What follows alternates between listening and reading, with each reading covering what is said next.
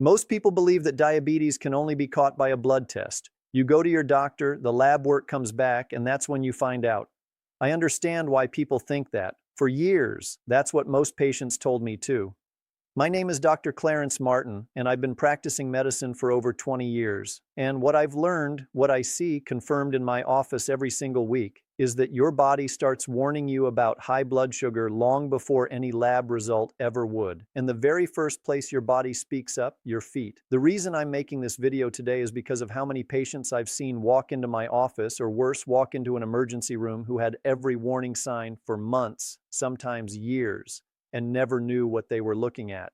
Today, I'm going to change that for you. Just last month, I sat down with a patient, a 67-year-old man, retired, healthy lifestyle, felt fine. He came in for a routine checkup.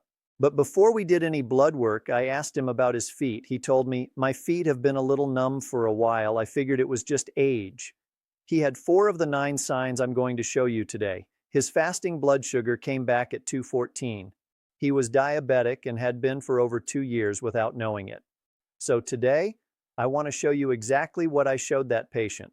9 signs that were already on his feet and on millions of feet right now that almost nobody recognizes for what they are. For each one, I'll tell you what most people assume it is, what's actually happening inside your body, and one simple daily habit that can protect you. The American Diabetes Association estimates that 1 in 5 Americans with diabetes don't even know they have it. That's over 8 million people walking around right now with a silent condition, quietly damaging their nerves, their kidneys, their vision, and yes, their feet. The good news, a $12 blood test can catch this early. But first, you need to know what to look for. So, let's get into it. Sign number 1 is something almost every patient has already experienced, and every single one of them has explained it away. Tingling, numbness, that pins and needles feeling in the feet. My patients almost always tell me, "Dr. Martin, my foot just falls asleep sometimes. I was sitting with my legs crossed." And yes, that happens to everyone occasionally. But I always ask them, is this happening regularly without a clear reason? Because if the answer is yes, we need to talk about what's actually going on. Frequent recurring numbness or tingling in the feet. What doctors call peripheral neuropathy is one of the earliest signs that blood sugar has been elevated for some time. The extra sugar in your bloodstream begins attacking the outer protective layer of your nerves. It's a slow process, which is exactly why most people miss it. I use this analogy with my patients all the time. Think of your nerves like electrical wires. Every wire has a plastic coating around it. That coating is what allows the signal to travel cleanly from your brain to your foot. When blood sugar stays high, it's like an acid slowly eating through that coating. The wire still works for a while, but the signals start getting fuzzy. And that fuzziness, that's the tingling you feel. According to the American Diabetes Association, peripheral neuropathy affects nearly 50% of people with diabetes. It is the single most common complication, and it almost always starts in the feet, which means right now tens of millions of Americans are experiencing this tingling and writing it off as nothing. Don't be one of them. My daily recommendation for every patient over 60, a 20 to 30-minute walk every single day. Not a jog, a walk. Movement is the best thing you can do to keep blood flowing to your feet and protect those nerve endings. And start reducing added sugar in your diet today, not next month, today. Sign number 2, and this one my patients describe as the most distressing of all because it doesn't hit them during the day. It hits them at night when they're alone and trying to sleep and there is nothing to distract from it. A lot of my patients chalk this up to being on their feet all day or the summer heat or just fatigue, and sometimes that's exactly what it is. But when a patient tells me their feet feel like they're on fire, especially at night when they're lying down, I take that very seriously. Burning in the soles of the feet, particularly at night, is a classic early sign of diabetic neuropathy. What's happening is this: the nerves in your feet have been damaged by excess sugar, and now they're sending incorrect signals to your brain. Your brain receives a heat message even though nothing hot is touching your foot. The nerves are misfiring. Think of it like a fire alarm with a faulty sensor. The building isn't on fire, but the alarm is going off anyway because the sensor is damaged. Your nervous system is doing the same thing. The burning isn't coming from outside your body. It's coming from inside damaged nerve tissue that is crying out for help. Research published in the journal Diabetes Care found that burning foot pain is one of the first reported symptoms in patients later diagnosed with type 2 diabetes, often presenting 1 to 3 years before formal diagnosis. 2 habits I recommend for this one. First, drink at least 8 glasses of water a day. Proper hydration helps your kidneys flush excess glucose and supports nerve tissue. Second, add more fiber to every meal. Vegetables, legumes, oats. Fiber slows the absorption of sugar into your bloodstream, which is exactly what those damaged nerves need. Sign number 3, and I need you to pay very close attention here because this is the one that stops being uncomfortable and starts becoming genuinely dangerous. This is the one that sends the most patients to the emergency room. They come in and say, "Dr. Martin, I had a little blister from my shoe 3 weeks ago. It still hasn't healed." They waited. They assumed it would close on its own. Most small wounds do heal on their own, but not when blood sugar is elevated. When blood sugar is consistently high, your body loses its ability to heal efficiently. The blood vessels throughout your body, including the tiny ones in your feet, begin to narrow and stiffen. This means that oxygen, white blood cells, and the nutrients that repair tissue simply cannot reach the wound fast enough. The wound sits there, open, vulnerable, and slow to close. Imagine trying to water a garden, but your hose has a serious kink in it. The water's there, but it's not getting where it needs to go. That's exactly what high blood sugar does to circulation in your feet. The healing ingredients exist in your blood and they just can't reach the wound. And an open wound that won't close is an infection waiting to happen. The Centers for Disease Control reports that diabetic foot ulcers are the leading cause of non-traumatic lower limb amputations in the United States, over 100,000 per year. Almost all of them were preceded by a small wound that was ignored. After your bath or shower tonight, sit down and look at both feet carefully. Look between every toe. Look at your heels. If you see any cut, blister, or broken skin, clean it with mild soap and water. Apply an antiseptic and cover it. And if it hasn't improved in 48 hours, call your doctor. Not next week, 48 hours. Sign number 4. And this one is hiding in plain sight. Most people walk past it every single day without realizing what they're looking at. It's visible. It's been there. And almost nobody connects it to blood sugar. Patients see their feet turning darker or more reddish, and they tell me, "I think it's just sun damage or I've always had dark skin on my ankles." And that may be true, but there is a specific pattern of discoloration, particularly around the ankles, that I look for when assessing blood sugar risk. When circulation is compromised by high blood sugar, the lower legs and feet don't receive enough fresh oxygenated blood. The skin changes color as a result. You may see darkening deep red or even a bluish tint around the ankles. This is your skin telling you that blood flow to that region is inadequate. In some patients, the skin also becomes thinner and more fragile in those areas. Another sign that the tissue is not being properly nourished. I always explain it to patients this way. Think of your blood as a delivery truck carrying oxygen and nutrients. Your feet are at the end of the longest delivery route in your body, further from your heart than any other part. When the roads narrow because of damaged blood vessels, the deliveries stop arriving on time. The skin, starved of fresh oxygen, changes color. It's a distress signal you can see with your own eyes if you know what you're looking for. A study in the Journal of the American Academy of Dermatology found that these skin changes are detectable on average 18 months before a formal diabetes diagnosis. The daily habit here: 5 minutes of ankle circles, toe raises, and calf stretches every morning. Even that small amount of movement gets blood flowing into your feet. And if you can't exercise, elevating your feet slightly while you sit can make a meaningful difference. Sign number 5, and this one surprises my patients the most because it looks completely harmless. In fact, most people have had it for years and never once connected it to blood sugar. "Doctor Martin, my heels crack every winter. It's just dry skin." I hear that constantly. And yes, that's extremely common, but when your heels are cracking badly in the middle of summer or no moisturizer seems to help no matter how much you use, that's a completely different story. Diabetes affects the autonomic nerves, the ones that control automatic functions you never have to think about. One of those functions is regulating moisture and sweat in the skin. When these nerves are damaged, the sweat glands in your feet stop working properly. Your feet lose their natural moisture from the inside out. No amount of lotion fixes the root cause. Think of your skin like a wall that needs to stay sealed. When those autonomic nerves are damaged, the mortar between the bricks starts crumbling. Cracks appear, and those cracks in the skin of your feet are not just cosmetic, they are open doors for bacteria and infection. In a foot with poor circulation, that infection can become very serious very quickly. I have had patients come in with cracks so deep in their heels they were bleeding, and they told me they had been putting lotion on it for 2 years with no result. That's not a skin problem. That's a nerve problem. The American Podiatric Medical Association identifies chronic hard-to-treat heel cracking as a significant indicator of autonomic neuropathy in seniors, a condition directly linked to long-term elevated blood sugar. And autonomic neuropathy is not a minor inconvenience. It is a sign that the nervous system is under serious stress. Moisturize your feet every single night before bed. A good lotion or pure coconut oil works well. Apply to the sole and heel thoroughly, but never apply moisturizer between your toes. That trapped moisture breeds fungal infection. And drink 8 glasses of water daily. Your skin needs hydration from the inside as much as the outside.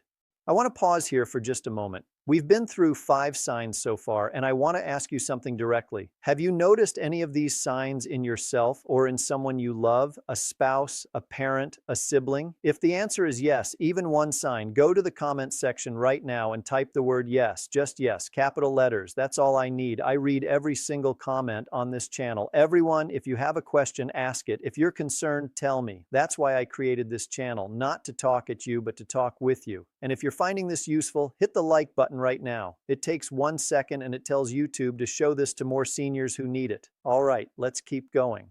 Sign number 6, and this one is more serious than most people realize because it's not just about your feet, it's about what's happening to your kidneys at the same time. Almost everyone I've seen with this tells me, I sit at my desk all day, or I stand on my feet at work. Occasional swelling from activity is normal. I want to be clear about that. But if your feet and ankles are consistently swollen and you're leaving deep sock marks every evening, that changes the picture. High blood sugar affects the kidneys, then the kidneys control your body's fluid balance. When kidney function is impaired by years of elevated glucose, fluid accumulates in the lowest part of your body, your feet and ankles.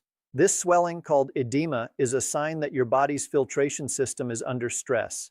Think of your kidneys as the filtration plant for your body. Every drop of blood passes through them to be cleaned. When high blood sugar damages those filters, the system backs up like an excess fluid has nowhere to go except downward. Gravity does the rest. The fluid pools in your ankles. You press your finger into the swollen area and the indentation stays there for a few seconds. That's called pitting edema, and it is not something to ignore. The National Kidney Foundation reports that diabetic kidney disease affects approximately 1 in 3 adults with diabetes, and lower extremity edema is frequently the first visible sign that kidney function is being compromised. When you rest, elevate your feet above the level of your heart, even a few inches on a pillow. This helps pull that accumulated fluid back toward the center of your body and reduce sodium in your diet. Salt causes your body to retain water, which makes edema significantly worse. Read labels. Many canned and processed foods are loaded with sodium. And if the swelling is new, persistent, or getting worse, please bring it to your doctor's attention at your next visit. Don't wait for it to become a bigger problem. Sign number 7 is the one I see most often misdiagnosed. Men especially, and by the time they find out what it actually is, they've been living with it and masking it for years. The majority of my senior patients are male, and what I hear, almost without exception, is this: I've been taking ibuprofen for the foot pain for months. I figured it was arthritis, maybe an old sports injury. I've heard this story dozens of times, and sometimes that's exactly right, but sometimes the pain has a completely different origin, one that ibuprofen will never touch.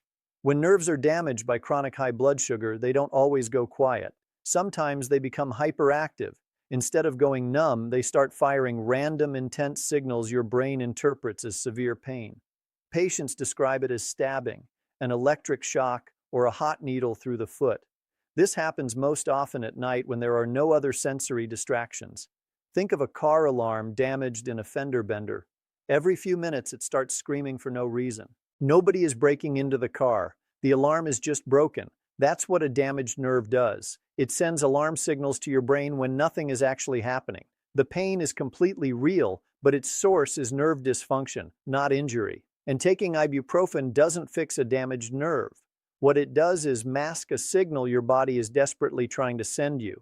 And masking signals is the last thing you want to do when your nerves are asking for help. A landmark study in the New England Journal of Medicine found that painful diabetic neuropathy affects approximately 25% of people with diabetes and is frequently mistaken for arthritis, tendinitis, or age-related joint pain. Every morning, 5 minutes of gentle foot and ankle stretching before you get out of bed. Flex your feet, circle your ankles, pull your toes back gently. Get blood moving before you put weight on your feet, and every night before bed, give your feet a gentle 3-nut massage. Light circular strokes along the sole and up the ankle. Your nerves will thank you. Sign number 8 is the one that tells me how far things have progressed. When I see this in a patient, I know the damage is not early anymore. And almost every single time the patient's first reaction is, "Doctor, I've had that my whole life." They say, "I've always had cold feet, Dr. Martin. My wife has stolen the electric blanket every winter for 30 years. And I laugh with them, but then I ask, "Are your feet cold in July? Are they cold under 3 blankets?" Because that's when I become concerned. Cold feet that persist regardless of the temperature around you. Cold in summer, cold under heavy blankets, cold even when the rest of your body feels warm, are a strong indicator of significantly compromised blood circulation in the lower extremities. Your blood vessels have narrowed or stiffened to the point where warm blood simply is not reaching the tips of your feet in sufficient volume. Think of your blood vessels like a heating system running pipes to every room in your house. When those pipes narrow from blood sugar damage, the heat doesn't make it to the far end. The room stays cold no matter how hard the furnace works. That cold is not about the weather, it's about the pipes. The American Heart Association identifies peripheral artery disease caused by narrowed blood vessels as affecting over 8 million Americans, with diabetes being the single largest risk factor. Cold feet are one of its earliest and most consistent symptoms. The best response here is a 30-minute brisk walk every single day. Not a stroll, a purposeful arm-swinging walk. This forces blood circulation into the feet and lower legs, strengthens blood vessel walls, and over time can reverse some of the early narrowing. Start with 10 minutes if 30 feels like too much. The important thing is to start today. Sign number 9, and this is the one almost nobody ever talks about, the one I have never seen covered in a patient brochure, the one most people walk right past, including many doctors. But once you know it, you will never unsee it, and I almost never have to bring it up because patients rarely notice it themselves. But during a foot exam, when I look at the lower legs and the tops of the feet, sometimes there's a visible absence of hair in those areas. The patient looks down and says, I never noticed that." And that is exactly the problem. It's a quiet sign, easy to miss, but it matters. Hair follicles need a steady supply of blood and oxygen to function. When circulation is significantly impaired by long-standing elevated blood sugar, the follicles in your feet and lower legs slowly stop receiving what they need. Over time, they stop producing hair entirely. That hair loss is a visible marker of blood vessel damage that's been progressing in many cases for years. Think of hair follicles like small plants in a garden. When the irrigation pipe narrows or blocks, the plants don't die immediately. They just gradually stop growing. The absence of growth is your body sending a message about your blood vessel health. A message you can see every time you look at your legs. Research published in Diabetes, Obesity, and Metabolism found that hair loss on the lower extremities correlates significantly with peripheral vascular disease in diabetic patients, a reliable and frequently overlooked sign that physicians are specifically trained to check for. Right after this video, look at your lower legs and the tops of your feet. If the hair is significantly thinner than the rest of your leg or absent entirely, schedule a blood glucose test this week, not this month, this week. Approximately $12 at any certified lab covered by Medicare for most of you. $12 can change the entire trajectory of your health. We've covered a lot today. 9 signs, 9 chances to catch something before it catches you. And I want to be honest with you about something. One of the hardest parts of my job is sitting across from a patient who has had every single one of these signs for 2 years and is only just now finding out why. Not because they didn't care. They cared deeply. They just didn't have the information. You now have that information, and I want you to do one thing with it. Just one thing. Tonight, before you go to bed, sit down and look at your feet. Take 30 seconds. Look at the skin. Look between the toes. Feel for numbness. Check for any wound that shouldn't be there. 30 seconds. That's all I'm asking. And if you see or feel anything on this list, please call your doctor tomorrow. Not next week. Tomorrow. Because the earlier you catch this, the more completely it can be managed, in most cases through a change in diet, a daily walk, and a conversation with your doctor. You worked hard for the life you have, for your independence, your health, your ability to do what you love. Don't let something as manageable as blood sugar take any of that from you just because nobody told you what to look for. Now you know. If you found this useful, share this video on Facebook right now. Tag someone you care about and a family member, a friend, a neighbor. You might be giving them something they didn't know they needed. And if you want more conversations like this one, I post a new video every week on this channel. Topics that matter for your health after 60, things I talk about with my patients that most people never hear outside a doctor's office. Subscribe and bring someone you love along with you. I'm Dr. Clarence Martin. Stay aware, stay proactive, and take care of those feet. I'll see you next week.